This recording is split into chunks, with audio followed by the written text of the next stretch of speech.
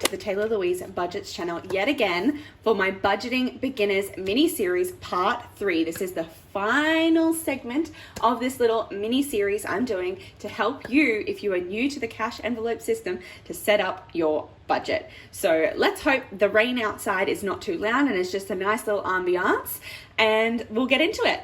Let's go. I've been thinking, I want you to be happier. I want you to be happier when the morning comes. Alrighty, so today's focus is going to be on the Target Bills Tracker Challenge or method. This is the method that I have been using this year to help me get ahead of my bills. So I'm not an expert at this system, but I did create it. So let's see how we go. This tracker here that you see that's mostly filled out for most of the year is actually on my Etsy store. So on Taylah Louise Budgets, the Etsy store, this is the table I've created for myself to be able to track my bills. You can see that my version starts in March because that's when I started this system, but the one online actually starts in January and works through the whole year. Now, while I'm talking about this, there is also another one that I haven't even gotten around to laminating yet, but one that I used when I first set up my system. So I used a 2022 Target Bills kind of tracker system to work out what bills do I have, how much are they worth, how much is the total that I'm going to spend on this bill this year, and a little checkboxy system for me to be able to tick off that it's done, which I haven't been using, but that's fine. So I have adapted this to be more suitable for a range of people and a range of budgets to give you a Target Bills setup page, which is also on my Etsy store now. So again, I've edited it to be January through to December, and it has monthly and allows space for you to write the date that comes out and what amount. So the amount that comes out each month, and then the amount that would come out yearly. And then I've also left some space down the bottom called irregular, because sometimes you have weekly payments, sometimes you have fortnightly payments, sometimes you have things that come out randomly. In this video, I would not recommend your quarterly bills being considered part of Target Bills. I personally haven't worked out how to make those part of Target Bills, and this is my system, right? So I personally have a sinking fund called annual that is my quarterly, and all my annual bills come out of there. That just makes my life easier, knowing that I have a big lump sum of money sitting in an account. Some people do like to save up for those quarterly or annual bills as separate sinking funds, and that is completely up to you, and I'm not focusing on that today. I just wanted to let that out on the outset. So the most frequent, the bills that I consider here are monthly expenditures. So let's get into it. So the first step to even do this challenge, to start off your Target Bills journey, is to work out what bills you have due. So I always recommend getting out a month calendar, not labeling it not labeling it as a certain month, but just working out what days of the month out of 1 to say 31 that you have bills come out of your account. So you either know these already, or you can look at your bank statements and see when you actually have things due. I did mine so long ago that I don't even know what days my bills are due, because I'm always a month in advance, so I don't need to worry about what day things are going to come out. So my budget is all over this channel. It's all over YouTube. You know what bills that I pay. So today I wanted to switch things up a little bit, and I haven't told her, but I'm using my mum's. I'm using my mum's budget. So teehee, whoopsie. If she watches this, which I don't think she will, so it's fine. Okay, so I'm looking at monthly or more frequently. So the first thing that I need to do is know when things come out. So if I consider, I'm going to number these off so I have some dates to work with for now.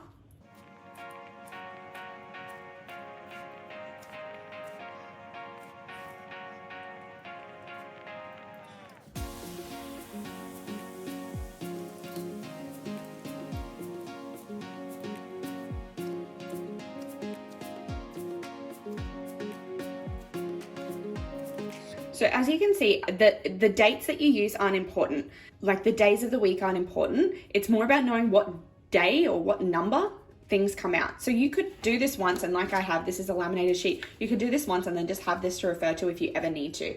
But what we're looking at today is what dates. So on the 2nd of the month is my mother's home loan, and that's a big whopper of 1,554 because she pays that monthly. Then there is the day after, the internet, at $60. So this is the first step, writing down when your things are due. Then house insurance, 72, car 118, and car happens frequently. Car happens weekly. If I was not doing this on a laminated sheet, I would color code it. Then what else do we have? On the 20th is Netflix at 20, and also phone bill at 30. It's a cheap one, I'm jealous.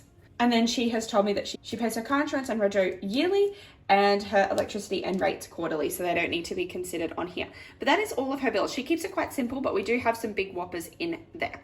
So the reason why we need to work that out is actually because we need to decide what amount every month is needed to pay bills. It's not because I want to make sure I have this amount in the account by this day or this amount by this day. Using this system, once you get 1 month ahead using this system, the easier it gets. The tricky one for her would be starting off and getting to a month ahead if you start at the end of a month, because you're going to need to put extra in at the beginning to cover that home loan rather than spreading it out through the month, which will make sense as I break this down further. So that is the general bills, and now we can use the target bills sheet to match it all up. So all of the ones that come out monthly go on here. So we've got home loan, and the amount is 1554, and internet 60.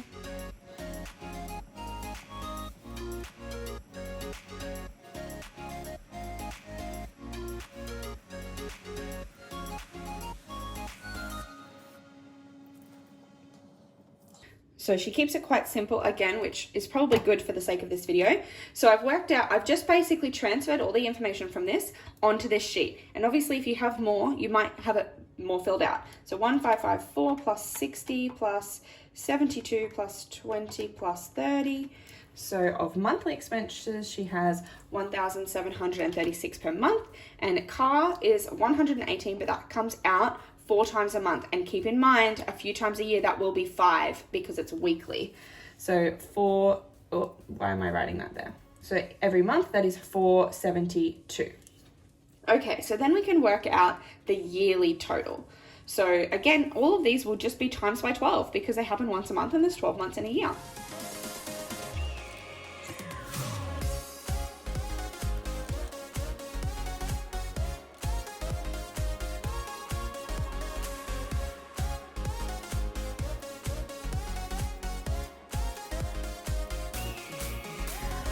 I made a mistake here. I actually shouldn't have been using permanent marker because I went 472 is the monthly for car and then times that by 12, but I realized a more realistic amount would be to times the weekly amount by 52 since there's 52 weeks in a year, and that will account for those bonus payments. So there's 6136 there. And then if I add up the other totals, I'm actually not going to include home loan in the yearly total here because as you can see, $18,000 is not an achievable amount to get ahead by. But if I wanted to get ahead of my monthly bills for the entire year, I would just need this amount of money. So obviously not including home loan. So I'm going to leave home loan out of it for now and consider all of the other ones.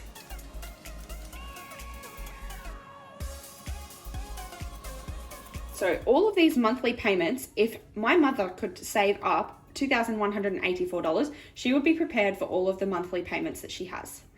If she could save up an extra $6,000, put $6,000 into a car fund, that would be a whole year's worth of car loan repayments. So obviously that one's a bigger amount as well, which is, so it's interesting to see how different ways that you could get ahead. But the main goal of today is actually to look at getting 1 month ahead.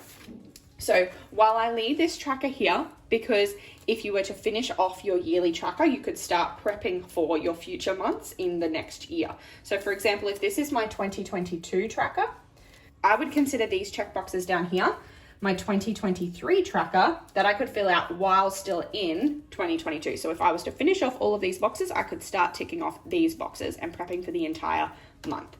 All right, moving along to the next thing. So here it is the dollar amount per whatever it is. So this is a weekly one. Dollar amount per week, the frequency, so 4 times per month, and the amount that totals up to. And then when we make it yearly, we would be going times 52 of this amount because that's how many times in a year you would pay that amount. Okay, moving along to the next sheet. This is what my finished one looked like as well, if you didn't see it. Now I did plan to print off another Target Bills tracker blank for me to use for this video, and I've just realized that I haven't done that, and it's a Saturday and I always print at work. So, whoops. There's two methods. So you can be looking at prepping for next year, and that might be the way that you want to go. You might want to prep for your next year and just pay your bills monthly so that you can get a whole year ahead of things like this. Or you could look at trying to get 1 month ahead. Those are the two kind of options. Process of getting 1 month ahead and slowly growing this to be further in advance, or trying to prep for next year. Two different sort of methods that you could use. I currently prioritize the being a month ahead. Your next step is actually to work out your income. Now, I wish I had my mother's income to play with right now, but I don't. What I am going to do is I'm going to bring this one back again. I'm going to actually work out how much were her bills in the month. I've done a little scribble on this page, but ignore that. So the next step is actually income, and we need to know our income amount for the month. So I'm going to work with, let's say she earns $4,000 a month. Let's say you earn $4,000 in a month. I'm being generous here, like I'm being quite conservative here. But if she earned $4,000 in a month, she would then need to know how much do her monthly bills cost. And remember, monthly or more frequent. So her monthly bills, if we were to add them up, we've got the home loan, the internet, the house insurance, car times 4, Netflix, phone, and that's it. So 2208. So only $2,200.08 of her income goes towards these monthly bills. That's how much she needs to save for these bills. The next step, and the most important step, is to work out what your voluntary contribution will be. So my voluntary contribution per fortnight is $1,100. That is the amount that I put towards my bills. So every time I get paid, which is twice a month, I put $1,100 towards my future bills. That will not work here for my mother, because 1,100 plus 1,100 is not even covering her monthly bills. That's not enough. There's a reason for that. I don't have a house, I don't have a home loan right now. So I can put that little bit less towards my bills. She needs to put more. So I always recommend putting a decent amount more. So in this instance, she could put $2,220 towards it and know that she's covering her bills, but then she's only got an extra $12 adding up to get ahead. We want to get ahead quicker. We want to get further in advance of our bills. So one option would be $2,500. And if we put $2,500 towards bills, she would still have $1,500 of her monthly income to play with, to do other things with, to buy her groceries, to prepare for her quarterly and annual bills, to have a little bit of spending money, go out for dinner, etc. All the other things, prepare for Christmas, all the other sinking funds or things, she would have $1,500 a month to play with.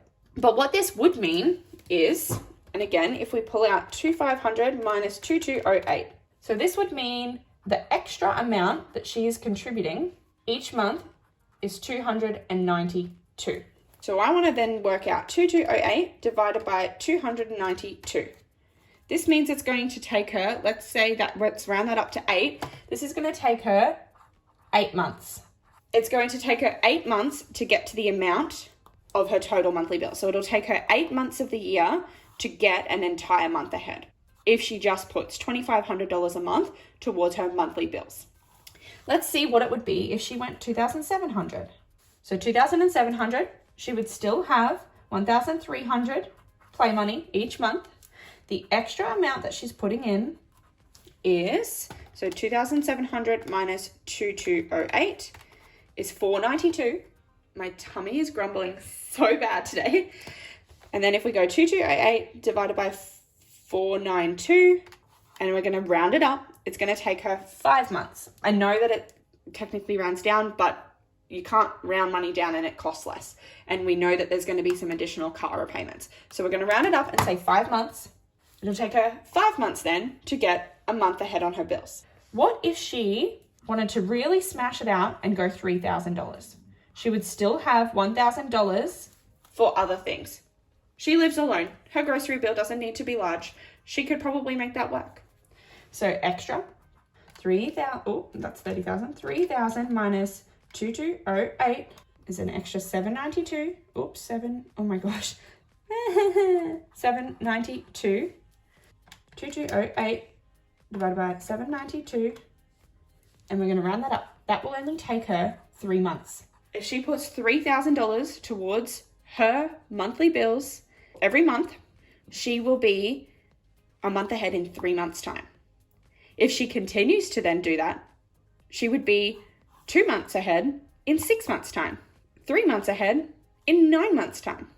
If she did this for an entire year, put $3,000 towards her monthly bills, she could have a whole quarter, 4 months of monthly bill payments for the following year ready to go. How insane is this system? And she still has $1,000 every month to play with, to do other things with. That is pretty cool. But you don't have to do it like that. You don't have to put miraculous amounts of money. Your budget might not have an extra $800 to put towards bills, and that's fine. If you could only round this up and go $2,300, say we, instead of putting $2,208, if you put $2,300, okay? That was how much you had towards bills. That means that every month you still have $1,700 for all your other expenses, and you're putting an extra $92 towards bills every month. The first month, that would mean, and I'm looking at this now, the first month, that would mean you would have internet is 60, phone is 30, that's 90, and then you would have $2 of rollover. The next month, you would have another $92. So then you would be able to pay your house insure, 72, and you would have $22 of rollover. The next month, you would have, I'm losing count now, 92 plus 22 is 114.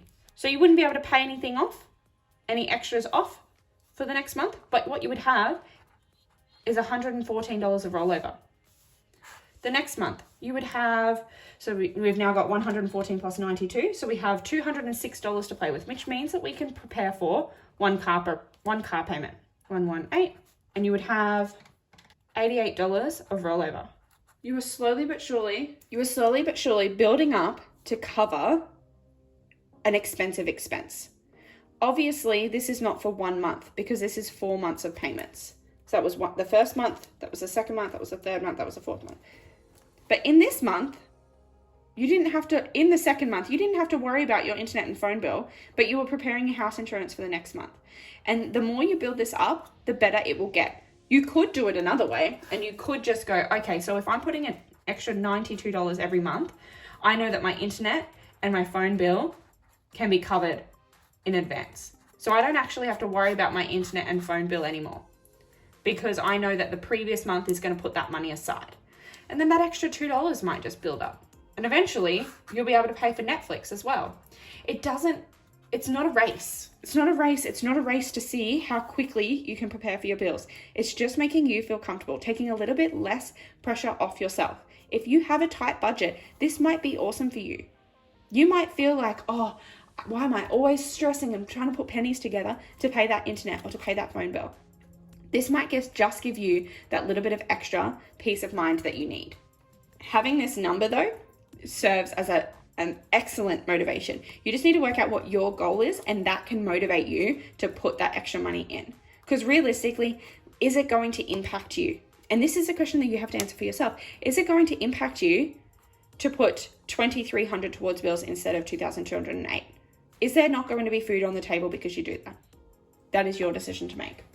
Now, in terms of this system then, there are a few ways you can do it. Each month, you can put the total amount due or debited in the month in your account at the start of the month. So once you get 1 month ahead, that's the point. That's what I do. I actually just filmed my target bill stuffing that should be up on the channel that includes my unstuffing for September.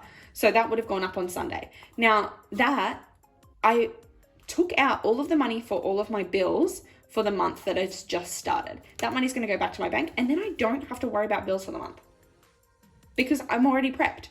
All I'm doing is putting money aside out of my paycheck for my next month of bills. But it's less pressure that way because I know that that bill is due so far out in advance. That is what takes the pressure off, is not having a looming due date, knowing that it's next month. And it is the 4th of September. It's not, it's the 3rd. But knowing that it is early on in September and I'm not going to have bills to pay until the next month, like that gives me peace of mind. And I hope it can give you peace of mind too.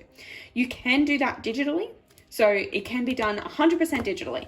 One way that I would recommend doing that, and that's why I've got these out here, is so these are like little trackers. So you could just add in your dates and just add in your amounts and build up a balance. So you might just pick that there's one bill that really screws up your budget and you just want to prepare for that bill. So you could just have a tracker tracking how far in advance of this bill am I? Or you might have different trackers for different amounts of bills. And you can just fully leave that money in your account and just know that you can refer to these when you want to know how much you're prepared for, how much is your bank cushion and how much is for bills. So you could just have a category called bills and say, how far in advance on bills am I? And just have one kind of pool. You can do that in different ways. The other thing that you could do is you could do a cash system. It will take more work, but it just depends if you find that work fun like I do. So for myself, I decided to start an actual bills binder to see the money. So now I can flick through my bills binder and know that I've got 1 month of TV, YouTube subscriptions in there. I've got my phone bill for next month ready to go. I have my Audible subscription ready to go. Oh, I still need to put some money towards subscriptions. I can see exactly what I've got. Obviously, that could end up being a lot of money in the house, which is why I use placeholders, and these ones are from Caro Cash on Etsy. But again, this money is placeholders, and that money's just in my account. So a tracker could have worked just fine as well. So it is completely up to you if you want to do it digitally, if you want to do it in cash.